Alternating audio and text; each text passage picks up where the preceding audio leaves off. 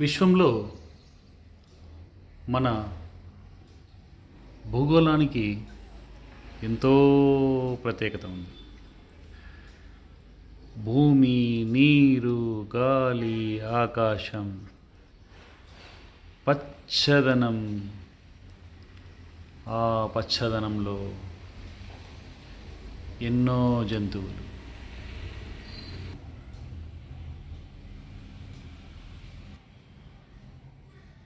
ఎంతో ఆనందంగా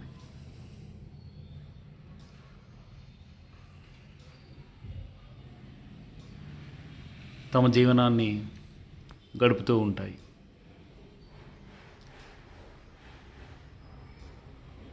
ప్రాణమున్న ప్రతి జీవి మరొక జీవితో సహసంబంధాన్ని కలిగి ఉండి ఈ ప్రకృతిలో తమ జీవనాన్ని గడుపుతూ ఉంటాయి.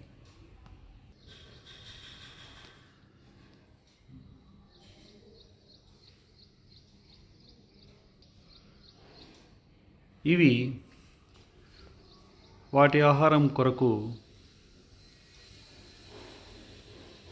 ఇతర జంతువులపై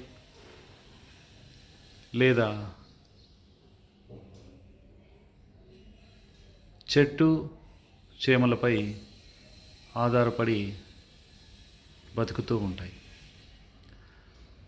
అయితే కొన్నిసార్లు ఈ ఆహారం కొరకు అవి ఇతర జంతువులతో పోటీ పడాల్సి వస్తుంది.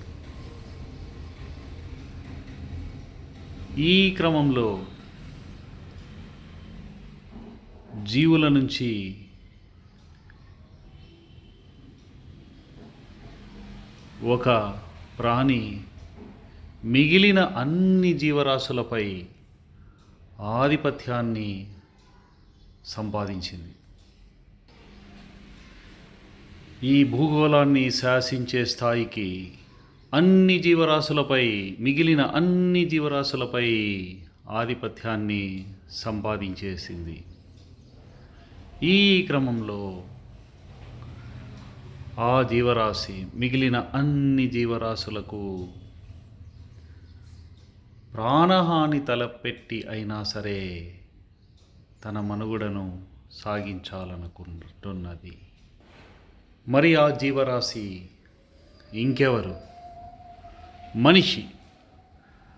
ఆ మనిషి తన మేధాశక్తినంతటినీ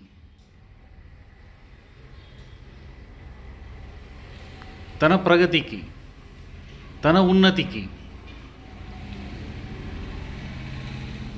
ఉపయోగించుకుంటున్నాననే క్రమంలో ఇతర జీవరాశులన్నిటిపైన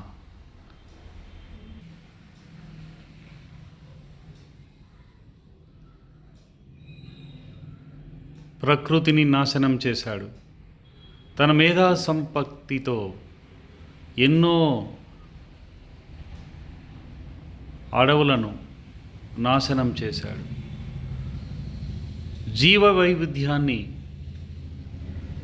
కనుమరుగు అయ్యేలా తన అవసరాల కోసం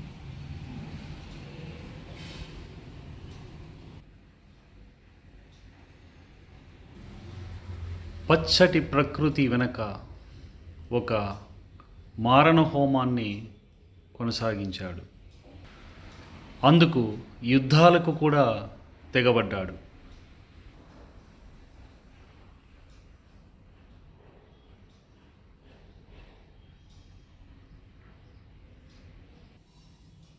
ఫలితంగా ఆ ప్రకృతి వికృత రూపాన్ని దాల్చి మానవ జాతిని ముంచెత్తుతోంది. వరదల రూపంలోనూ ఇతర మారణ హోమాన్ని తను కూడా మొదలుపెట్టేసింది. ప్రతీకారం తీర్చుకుంటోంది.